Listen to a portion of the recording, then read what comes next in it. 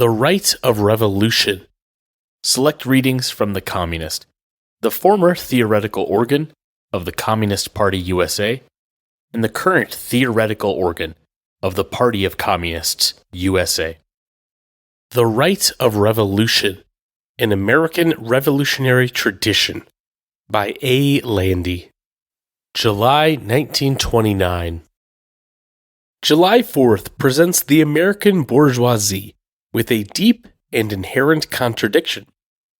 As a national holiday, hence as a holiday of the national state, it serves to consolidate the workers in support of American imperialism by means of the state. On the other hand, the tradition of July 4th is the tradition of armed insurrection, conveying the lesson of revolutionary action as the ultimate means of struggle against oppression and the exploitation. This contradiction compels the bourgeoisie to develop its own quote-unquote theory of American history, a theory adjusted to its present-day needs as ruling class and intended to preserve the capitalist system against the proletarian revolution foreshadowed in the history of Europe. The bourgeoisie cannot hide the skeleton in its historical closet. It cannot obliterate the fact that it owes its hegemony to armed insurrection and civil war. But to recognize the right of revolution today is to recognize the right of the proletariat to revolt against capitalist rule. And while theoretically one could conceive of the capitalists conceding an abstract right of revolution to the proletariat, arguing that although it undoubtedly had this right as human beings, there was no need to employ it, since democracy obviates it in practice. In reality, the ruling class neither makes this concession nor dares to make it, at a time when the proletarian revolution is on the order of the day. Such a concession, which incidentally presupposes a progressive bourgeoisie and not a reactionary imperialist oligarchy, 19th century capitalism and not 20th century imperialism, would not and could not remain a theoretical abstraction. It would immediately become a material element in the class struggle, an ideological weapon in the hands of the workers, which would serve to strengthen their organization as a class and enhance the consciousness of their struggle. The denial of the right of revolution.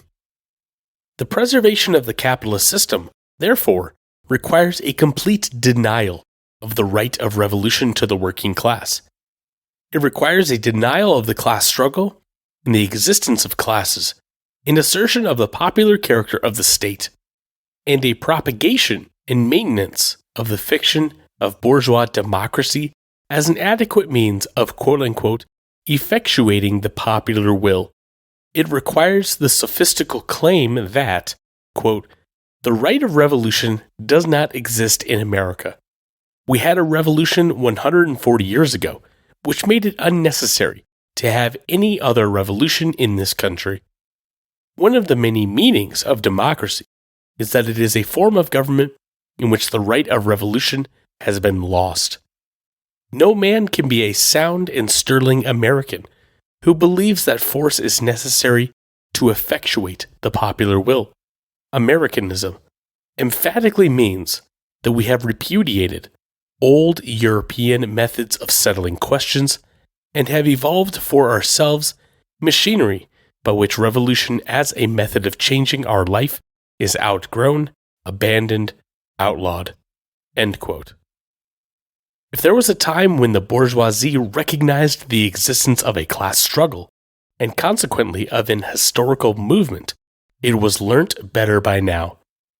Today it cries, Pater peccavi, Father, I have offended, stubbornly insisting that, quote, there has been history, but there is no longer any, end quote.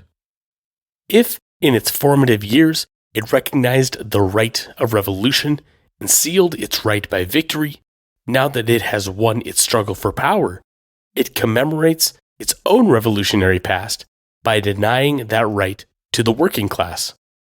Quote, We, it says, have made our revolution.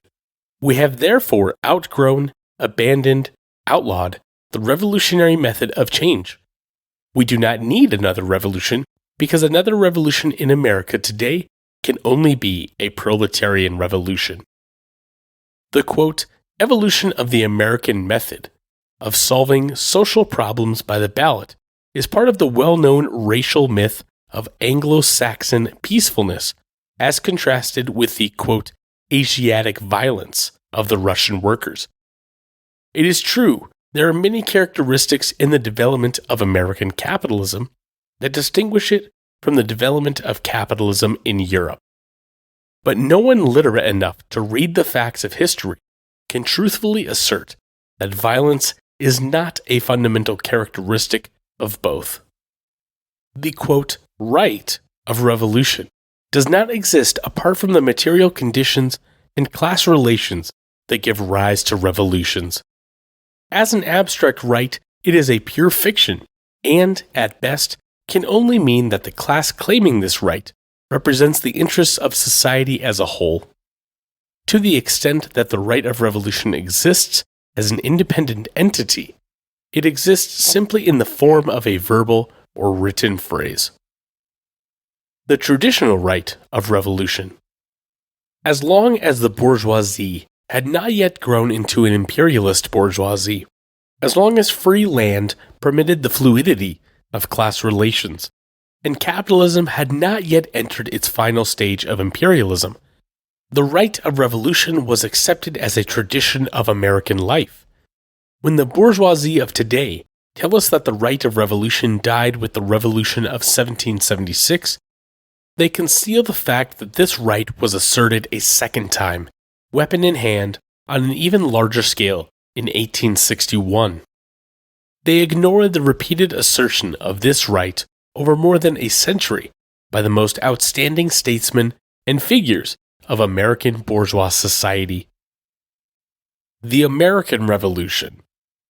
The Revolution of 1776 was an armed insurrection against a foreign oppressor. Led by a well-organized militant minority, it was not only characterized by the organization of the National Revolutionary Forces, but also by the employment of revolutionary means within the country itself. The War of Independence was in the last analysis a bourgeois revolution, which laid the basis for the independent economic development of the present United States. It was the first of a series of progressive national wars that characterized the epoch between 1776 and 1870. The slogans and political documents of the war were the direct expression of the economic class interests of the landholders and the early American bourgeoisie.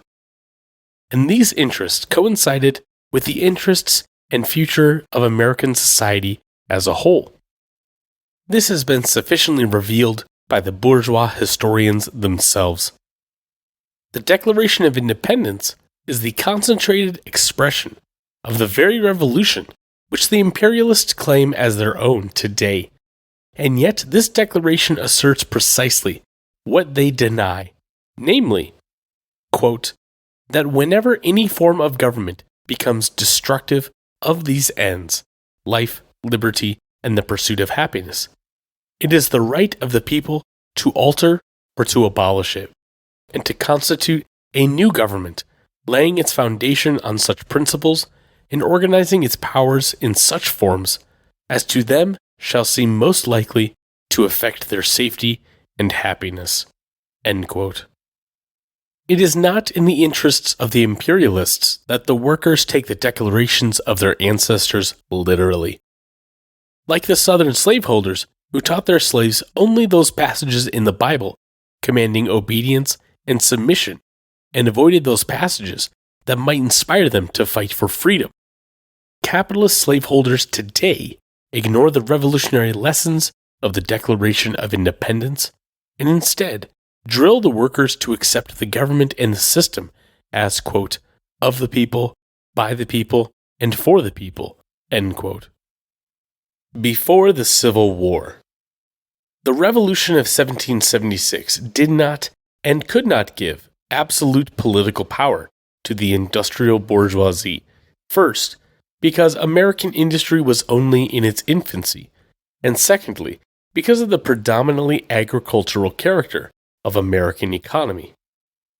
On the other hand, the industrial development of America was definitely assured, and the growth of the industrial bourgeoisie together with its economic power prepared the ground for an ultimate struggle for political power between the slavocracy of the South and the industrial bourgeoisie of the North, representing two antagonistic economic systems.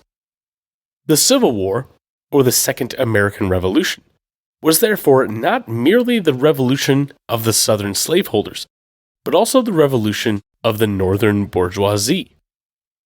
The 4 years of war from 1861 to 1865 were only the culmination of the struggle that had been going on for decades, primarily in a political form. For our purposes, we shall look at only 3 years in this struggle, the years of 1830, 1850 to 1851, and the war years of 1861 to 1865. The growth of the, quote, irrepressible conflict, end quote, between the system of slave labor and the northern system of wage labor, the inevitable passage of political power to the industrial bourgeoisie, confronted the southern slave owners with the alternative of perishing within the Union or of establishing an independent state of their own. Secession or Union became the axis around which the political struggle revolved in the South.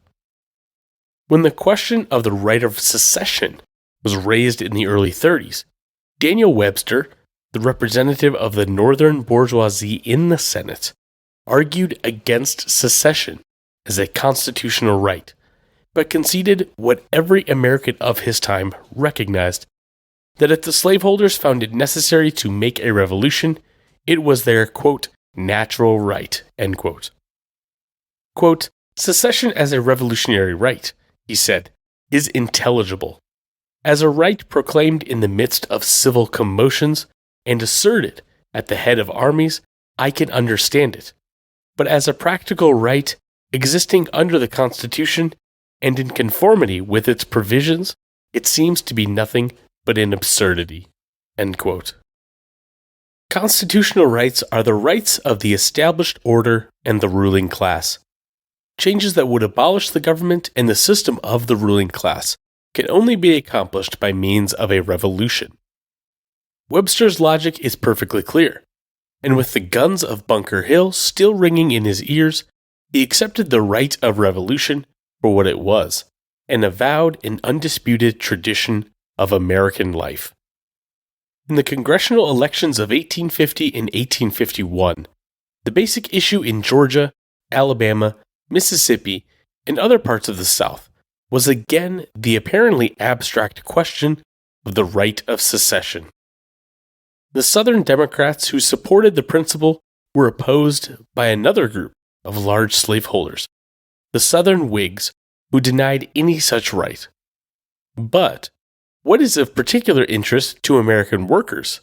These very slaveholders who fought the right of secession in 1850 and upheld actual secession in 1860 asserted the inalienable right of revolution. When conditions became intolerably oppressive, they asserted, and all other remedies had been tried and failed, there remained recourse in the last resort only to the inalienable right of revolution. Quote, this was the burden of the official and unofficial utterances of their office holders, of the letters and speeches of their candidates, of the editorials of the Whig press, of the resolutions of local and state union conventions, besides those which the Mississippi Constituent Convention and the Tennessee Legislature officially adopted under Whig influence. End quote. According to Cole, resolutions giving expression to loyal devotion to the Union would close with the declaration, quote, we hold ourselves in duty bound to maintain the government as long as it maintains us, but when it becomes our open enemy by some hostile act, if that time should come, then we should be for revolution and independence." End quote. The revolution of the South was being prepared ideologically. Quote, "The Whigs declared that the right of secession was confounded with the inherent and inalienable right of revolution, a right nobody disputes and terrible to tyrants only. They made it clear, however, that it was not a right fixed by constitutional provision or regulation, that it was justifiable only in case of extreme oppression, that its exercise meant rebellion against the authority of the general government, and hence bloody civil war, a remedy which the existing situation surely did not require." End quote. This shows very clearly how deeply rooted in American life, how entirely undisputed, quote, "the right of revolution" was as yet. Had space permitted, the examination of the intervening years between 1776 and 1830, and from 1830 to 1850, the correctness of this assertion would have received an even more striking confirmation. Before leaving this period, however, one more quotation will be of interest. In the congressional elections of 1851, Hilliard, a well-known figure in the politics of the time, represented the Whigs in the Montgomery district of Alabama. Quote, "The Constitution did not give any state the right to secede," he argued, "but every free people have a natural right to rise and demand redress when the charter of their liberties is invaded. If the just demand be refused, they should overthrow the government." End quote. This was the cry of the slaveholders in 1850. In 1860, they exercised the right which they proclaimed as indisputable, and began the Second American Revolution. The Civil War.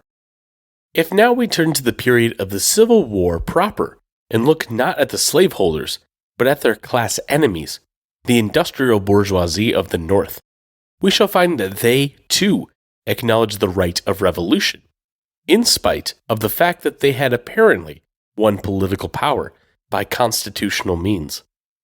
This fact undoubtedly gave their struggle to maintain power a legal form. But if the American working class is to learn anything from the lessons of American history, it must not ignore this significant fact that the conquest of power by the ballot did not save the industrial bourgeoisie from armed struggle, but actually brought it on. Even if the proletariat could take power by constitutional means, this would not obviate an armed struggle to maintain it and consolidate it. The destruction of slavery and relatively unhampered development of capitalism and the growth of a labor movement with revolutionary potentialities are all progressive achievements of the Northern bourgeoisie and the Civil War. From the point of view of both North and South, this was the very essence of the Revolution. Practically all writers of the time recognized that they were dealing with a revolution, although Jefferson Davis, in his inaugural address, declared such statements to be, quote, "an abuse of language," end quote. From our point of view, the interesting feature here is the reaction of the Northern bourgeoisie towards this revolution. As defenders of the Constitution, entrenched in a legal position, they could have done as our present-day imperialist bourgeoisie does, and deny both the right of secession and revolution. But no one in the North, just as no one in the South, thought of denying the inalienable right of revolution. It required a political and economic entrenchment, the evolution of the industrial bourgeoisie into an imperialist bourgeoisie, the crystallization of a powerful proletariat, and the manifestations of an era of proletarian revolutions to transform the bourgeois assertion of the right of revolution into its denial. If the bourgeoisie did not deny the right of revolution in 1860, it was no doubt due not only to the historical potency of the traditions of the first American Revolution, but primarily to the economic structure of capitalism at the time. At the beginning of the Civil War, John Lothrop Motley, the well-known historian of the Dutch Republic, who had been appointed ambassador to Austria, wrote a long letter to the London Times explaining the nature of the Union and the causes of the war. According to George William Curtis, the editor of Motley's correspondence and his personal friend, this letter, quote, was republished in the United States and universally read and approved, end quote. Motley himself says in the letter to his wife and daughters, dated June 14, 1861, that, quote, the paper was at once copied bodily into the Boston and New York papers with expressions of approbation, end quote. In his letter, Motley asserts in the clearest possible terms the direct opposite of what the bourgeoisie wishes the proletariat to believe today. Quote, no man, he says, on either side of the Atlantic, with Anglo-Saxon blood in his veins, will dispute the right of a people, or of any portion of a people, to rise against oppression, to demand redress of grievances, and in case of denial of justice, to take up arms to vindicate the sacred principles of liberty. Few Englishmen or Americans will deny that the source of government is the consent of the governed, or that any nation has the right to govern itself according to its own will. When the silent consent is changed to fierce remonstrance, the revolution is impending. The right of revolution is indisputable. It is written on the whole record of our race. British and American history is made up of rebellion and revolution. Many of the crowned kings were rebels or usurpers. Hampden, Pym, and Oliver Cromwell, Washington, Adams, and Jefferson, all were rebels. It is no word of reproach, but these men all knew the work they had set themselves to do. They never called their rebellion, quote, peaceable secession. They were sustained by the consciousness of right when they overthrew established authority, but they meant to overthrow it. They meant rebellion, civil war, bloodshed, infinite suffering for themselves and their whole generation, for they accounted them welcome substitutes for insulted liberty and violated right. There can be nothing plainer then than the American right of revolution, end quote. Motley was thoroughly correct in asserting that he expressed the point of view of the entire North. Edward Everett, one of the greatest Philistines produced in America, indicated the same opinion in an oration which he delivered in New York on July 4th, 1861. Everett combated the argument of the right of secession by a sovereign state. After enumerating a number of things a sovereign state, in his opinion, could do, he also mentioned her right to, quote, ratify and adopt a constitution of government ordained and established not only for that generation, but their posterity, subject only to the inalienable right of revolution possessed by every political community.